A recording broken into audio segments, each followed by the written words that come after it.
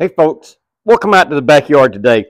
We're going to do something a little different for you as we typically have been in the past. We always try to get you something that's not always standard or normal. So what we have underneath this towel is a pheasant. Now we've taken this pheasant and cut it in half and made two halves. Now if you don't have a pheasant, you can do this with a Cornish hen or a really small chicken. The bigger your chicken, you might have to add some of the more ingredients to it and ramp it up a little bit to be able to cook it. But we're going to do this pheasant in an orange glaze, and we're going to cook it that way. All right, so one of the things we're going to start off with is our Dutch oven. We've got a 12-inch deep Dutch oven in here. Okay, we got this Dutch oven, and this isn't the best Dutch oven. I'm fixing to have to re-season this. We're going to use it.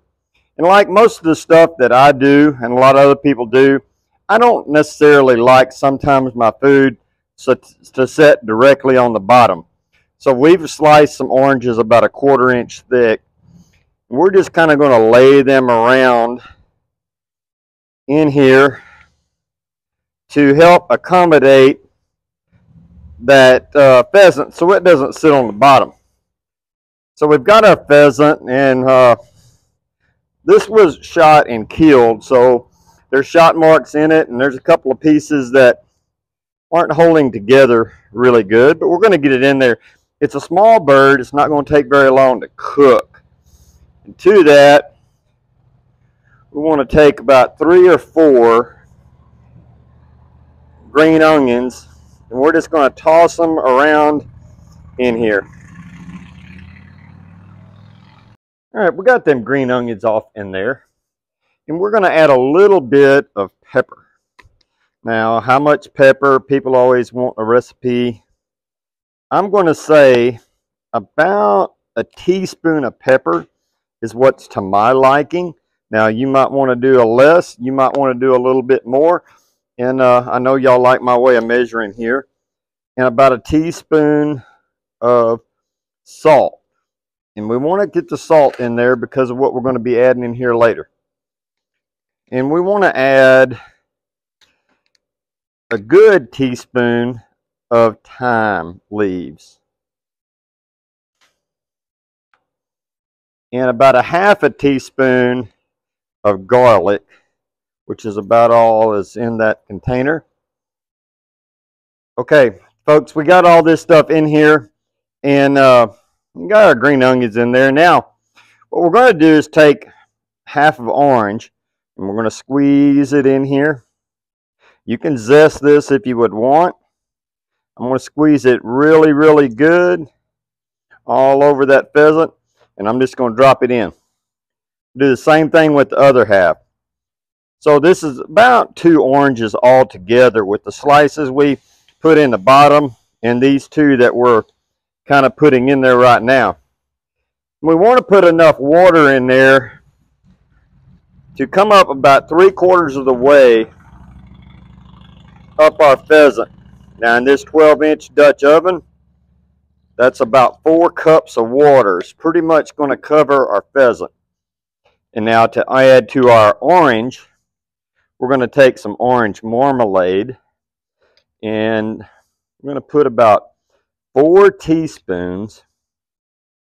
I'm going to kind of scatter it around in there, I let it fall on the pheasant. I'm going to put just a little more because that first one I grabbed wasn't very good. All right, and I'm going to lick the spoon. There you go. Now, we got a ton of sweetness in there, folks. We got to counter that sweetness. So we want to put about a 1/2 teaspoon to a teaspoon to your liking. For me, it's just a drizzle of some red wine vinegar. Now, if we didn't do this, folks, this is going to be really, really sweet. Okay, so you got to put something in there to counteract that sweetness that's in there. There's a good look at what we've got down in there, folks, in the pot. You can kind of get in there and get a little zoom and see what we've got. Now you see that orange marmalade is clumped up on top of that. Our water is a little more than 3/4 up that. All right, folks, we're going to cover this up. Now we're going to cheat. Traditionally, a Dutch oven, I would get coals out. I'd put the Dutch oven on a trivet and I'd put coals around it, coals on top, and I would cook it. I want this to go really, really gentle. So, assuming these thermometers are correct, I'm about 250 on this side of the smoker. We have put a 12-inch Dutch oven lid from another oven in there so that the feet on this Dutch oven don't poke through the grate. So we're going to carry this over here.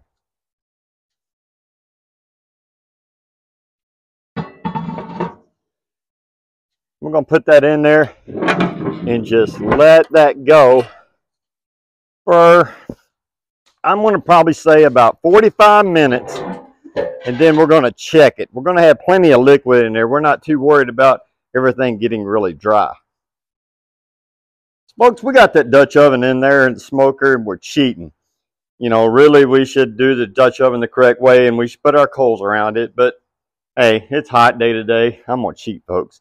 In fact, we're moved up underneath the roof a little bit, a little shade. So we got a little jog here to the barbecue pit.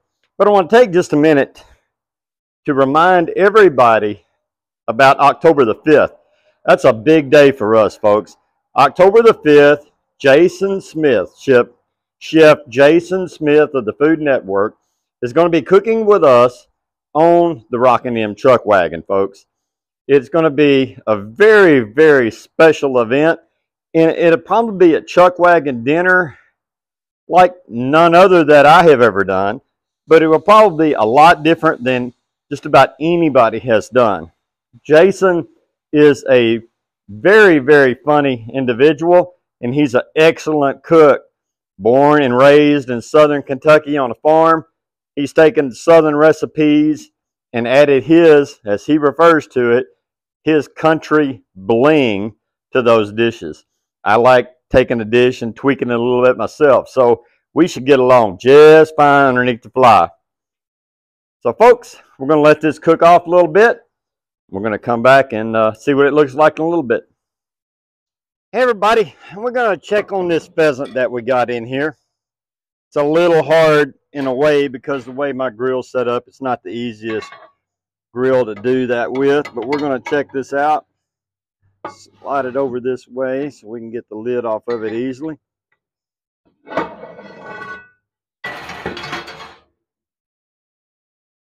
cooking along good and slow, folks. We'll come back in a minute and show you what we got. All right, folks, let's take a look at this pheasant and see what we got. We got a couple of cup towels here. We're going to use as hot pot holders, and y'all can watch me burn my fingers and all that stuff that's going to happen here.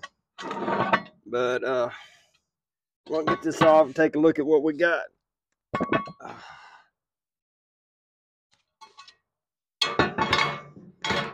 Oh, yeah, I can smell orange really, really good.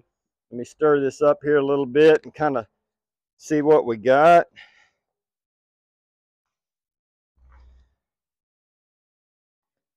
All right. Well, y'all come on up here and take a look. All right, folks.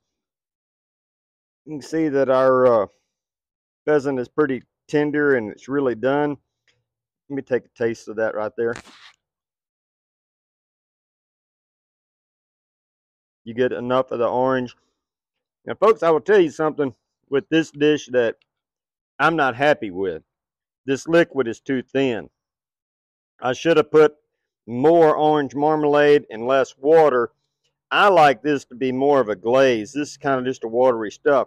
But we still have plenty of orange flavor, and the meat's good. There's nothing wrong with that. The meat is great. Just to me personally, I like it to be a lot more tackier and gooey and that kind of stuff. Hey everybody, we got our pheasant pulled off. And again, this recipe, you can do it with a Cornish hen. And like I said, when we were zoomed in a while ago, I really wanted this thing to be a little bit thicker and more glazier and gooey and sticky. But hey, the flavor's great. And everything you have to do you kind of got to see that you take care of all the stuff as it goes along. A lot of times you have a dish and it doesn't go perfect, just like this one. So you figure out another way to make it work. So this is pretty good. The only thing I would do with this, if I was cooking and it came out like this, I'd probably throw on some rice. And I'd probably serve this over rice, mix the rice in there with it, kind of help bring that up, and I'd add a little more orange to it so your rice didn't pull the flavors away. Always have a way to rescue yourself if you get into a train wreck. So folks, as we mentioned earlier, come on out and see Jason Smith on the Rockin' M Chuck Wagon in October. And like we end every video we give to you, enjoy your food.